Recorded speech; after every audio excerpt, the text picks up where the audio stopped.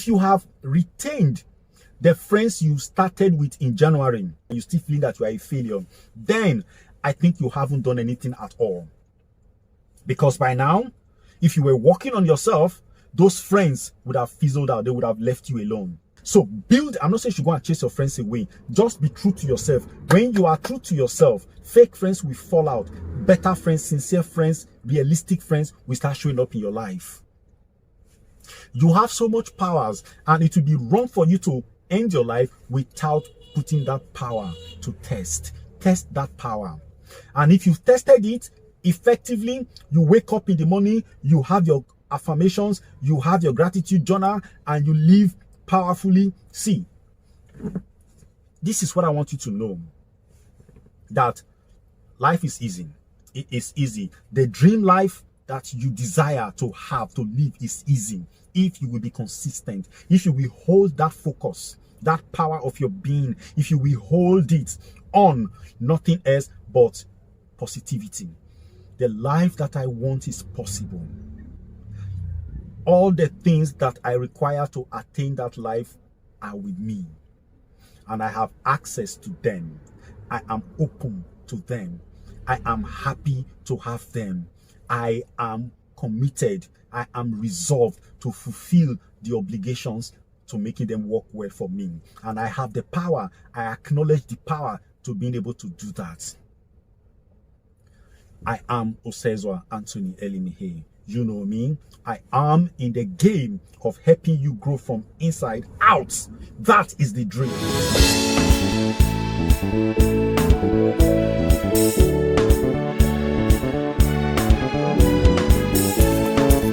So my friend, it is transformation time. It is time to rewrite your life. And I tell you what, it is possible. It is realizable. It's just about focus. When you don't make use of your focus, life can be very difficult and ugly and bland. But when you can use your focus well, all I'm simply saying is leave out the things that are not working in your life. Focus on the things that are working in your life. You will be shocked at how many there are. It takes a high level of ingratitude and inappreciation, there's any word like that, call it a non-formation for now, for any human being to conclude that they are failures, to conclude that life is not working for them. Life works for everybody. If it works for the plants, if it works for the microbes, earthworms, the butterflies, it can happen for you. It can work for you. Life is positive. It is sweet. Put aside your judgment. When I mean put aside your judgment, I mean put aside your judgment of yourself, of others. Take away condemnation. Take away criticism from your life completely. If your life has not gone the way you want it to go till now, and you have been repeating the same cycle, it means that your way of life has not really been proper. So you need to look at all the things you've been doing before and change them. If you are the type that are very good at criticizing people, stop. See, between 2013 and 2018, I was deep in the rabbit hole. I was master critic. I have not told this story to anybody. I don't think I have, but I'm going to tell you now. I criticized a lot. Government, industry people, all kinds of things. Everybody, I was just hitting at them. I had no idea that I was projecting. That the things I didn't like in this people were the things that were in me that needed to be changed. And I was really getting on. I was in the media, people will interview me and I will lash out at everything. Anything that can be lashed out at, I lashed out at them. I started having a funny dream that the Atlantic Ocean will mount to a very high level and be, running at everybody in Lagos. And I will see myself as the only one running away. Running. I will be running to Benin, driving in my car to Benin, and it kept happening day in and day out. And these were times I was in the midst of heavy criticism of people. And did you know what my finances were like? Do you know how my business were like? They were crashing at a high speed. I kept pushing. Then one day, this massive body of water that was so high and expansive that you couldn't escape from was coming at me. And then Let me just cut the story short. Sorry, please forgive me. I'm on the road. My lights, one of my lights just packed up, and I have to use just one. I hope it gives me enough time to finish up.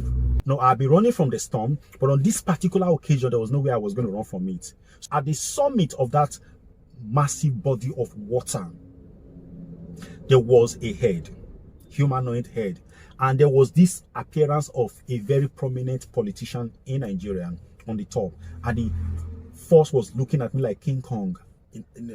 King Kong on some, I don't know, on some, like King Kong extra large with a body of water. And then I stopped. I said, what the hell? Who are you? I wasn't going to run anymore since I have seen a face. And then the face looked at me with so much rage and said, stop. He didn't say verbally, but it was a non-verbal communication telling me to stop criticizing, stop condemning people, leave people alone. And then I said, okay. And the thing was that if you don't leave people alone, this storm will come at you. That was the implication. I said, okay. I accepted. I was going to leave it alone. And then I saw a hot air balloon flying across the same body of water with a campaign poster on it. And that campaign poster was riddled with semantic and grammatic errors. And I said, what kind of nonsense? Who writes like this? Don't people have respect for the people you are communicating with? And then the storm came at me and I woke up. It dawned on me that I needed to stop criticizing. I didn't need any dream interpreter. I didn't need a prophet to tell me what that meant. I just got it. And I noticed that each time from then on that I forgot myself and I started criticizing, I saw the storm coming at me. And then when I stop criticizing, it goes away. You may not have got that kind of message, that kind of grace. But what I learned over time was this. Every human being who is doing what they are doing, they do these things on the basis of their best knowledge at the time. They may be in error, but you see, that is the level of their development. That is the level of their growth. At this period in my life, I had a lot of things to be angry for. I have a lot of things to be sad about. I have been disappointed. I have been messed up by people. But you see, life was telling me, release these people and let them go. Stop judging them. They did what they could do at the time they did them to the best of their abilities. If they knew better, they wouldn't have done it. Nobody puts themselves in problem. Release them. Yes, it is difficult to change from the way you have always known yourself. But of course, I had to, for my own good.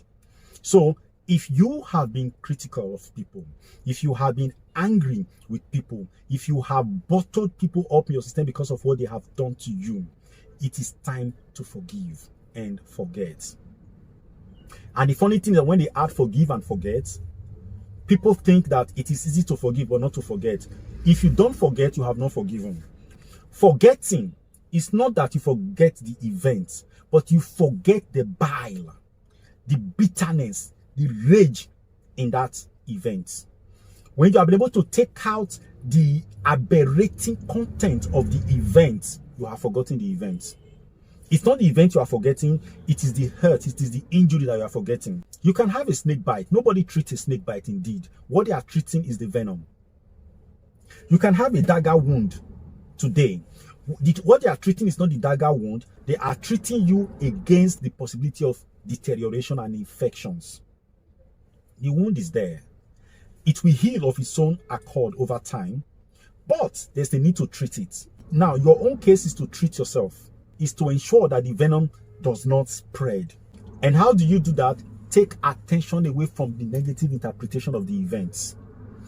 Focus, take your attention to something else. Create an interpretation of that. That's what they talk about. They call it symbolic living. Create an interpretation, a favorable interpretation for that event. He didn't know any better. If this person knew better, I wouldn't have done what they have done to me. Obviously, life wants me to learn a lesson that I've never learned before. But what is this lesson? Fantastic. Asking the right questions is just key. Ask the right questions. How can I Not why are these things happening to me? Okay? All right? What is there for me to learn from these events? Okay? How can I overcome this kind of event? How can I prevent this event from happening next time? All right? What lessons is this event teaching me? A lot of the times, people who hurt us, they are our teachers sent by life to correct certain impressions, to correct certain things about our life, but we don't even know because we are so selfish. We are focusing on sympathy. We want people to sympathize with us. We are our highest, our biggest sympathy. It is that sympathy that we have for ourselves that is killing us, that is ruining us. You are to love yourself, not to sympathize on the basis of your experiences. No. Take your experiences as manures for growth, not something to depreciate, to deteriorate yourself by. And when you forgive, you grow faster because you heal. You heal yourself by attention. Take attention away from that which does not serve you. All right? Attention on anger, on judging, on trying to revenge and say, when I succeed, when I come out of this thing, what I will do to these people, they are not going to help you. That time will never come. All right? If you really want to succeed and grow, you have to let go. Yes, you may not have the power to let go. That's a lie. You have the power. It's all in you. But you feel you don't have the power to let go. But ask yourself, keep telling yourself, I have chosen to let go. I release this hot feeling. I release this person. I bless this person. Whatever it is you want to benefit right now at the moment of injury, wish it to the person that has injured you, to the people that have injured you. You find out that you're able to live better. It might be painful. It might be hurtful, which it will be, but that is the growth impact. Growth without pain begs another name. It's not growth. The pain of growth is excruciating. Endure it, and you will enjoy the process at the end of the day. Let your focus be on growth, not on judgment, not on agonizing. Like a man I respect from today on was Comrade Issa Aremu said today on national television in Nigeria. He said, yesterday, he said, it is time we stop agonizing and start organizing. That's fantastic. Now, stop agonizing about what you have suffered. Start organizing your inner faculties towards growth. You have not failed. All right? If you take that poison, if you take that bullet, if you take that dagger, if you take that fall, you have failed. But you have a chance to succeed right now. Walk with me. Watch my videos. You will grow. There's nothing that has happened to you so far that you have no power to control. It is now the time to harness that power. Try it. You'll be glad you did, and you will know for sure, for certainty, firsthand, that you've got power. At the time of suffering, you think it's not possible. Take your mind away from suffering. Take your attention away from suffering. Focus it on the pain. There is suffering, there is pain. Suffering is a choice you make from your pains. Some people even make a choice of suffering from their pleasure, not to talk more of pain. So it is a decision to suffer, but it's not a decision to be inflicted with pain. People will play their games, but I tell you one thing: believe in yourself, believe in your creator, believe in the source, believe in life, and it will be okay. All right? I'm grateful for your life. We're together, we will succeed. Thank you. I believe in you.